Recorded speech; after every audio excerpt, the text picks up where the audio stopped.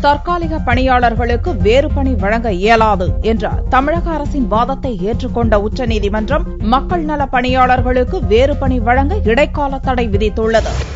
திமுக ஆட்சிக் காலத்தில் நியமிக்கப்பட்ட மக்கள் நல பணியாளர்களை கடந்த 2011 முதல்வர் ஜெயலலிதா ஒட்டுமொத்தமாக நீக்கினார். மீண்டும் பணியில் அமர்த்த வேண்டும் என்று மக்கள் நல பணியாளர்கள் பல்வேறு போராட்டங்களில் ஈடுபட்டனர். இந்நிலையில் இது தொடர்பான வழக்கில் மாற்றுப் பணி வழங்க சென்னை உயர்நீதிமன்றம் உத்தரவிட்டது. உயர்நீதிமன்ற நீதிபதிகள் பால் வசந்தகுமார் மற்றும் சத்யநாராயணன் ஆகியோர் அடங்கிய அமர்வு மக்கள் நல பணியாளர்களின் மனுவை விசாரித்து 13,500 பேருக்கு தமிழக அரசு மாற்றுப் பணி வழங்க வேண்டும் என்றும் பட்ஜெட்டில் அறிவிக்கப்பட்ட காலி பணியிடங்களில் அவர்களுக்கு வாய்ப்பளிக்கவும் உத்தரவிட்டது. இந்நிலையில் மக்கள் நல பணியாளர்களுக்கு மாற்றுப் பணி வழங்குவது சாத்தியமில்லை என்றும் தற்காலிக பணியாளர்களுக்கு வேறு பணி வழங்க இயலாது என்றும் சென்னை உயர்நீதிமன்ற உத்தரவை ரத்து செய்ய வேண்டும் என்றும் தமிழக அரசு சார்பில் உச்சநீதிமன்றத்தில் மேல்முறையீடு செய்யப்பட்டது. இவ்வழக்கு செவ்வாயன்று உச்சநீதிமன்றத்தில் விசாரணைக்கு வந்தது. வழக்கை விசாரணை செய்த நீதிபதிகள் மக்கள் நல பணியாளர்களுக்கு மாற்றுப் பணி வழங்க வேண்டும் என்று சென்னை உயர்நீதிமன்றம் அளித்த உத்தரவுக்கு இடைக்கால தடை விதித்தனர். மக்கள் நல பணியாளர்கள் எழுத்து மூலமாக பதிலளிக்க வேண்டும் என்றும் உச்சநீதிமன்றம் உத்தரவிட்டுள்ளது.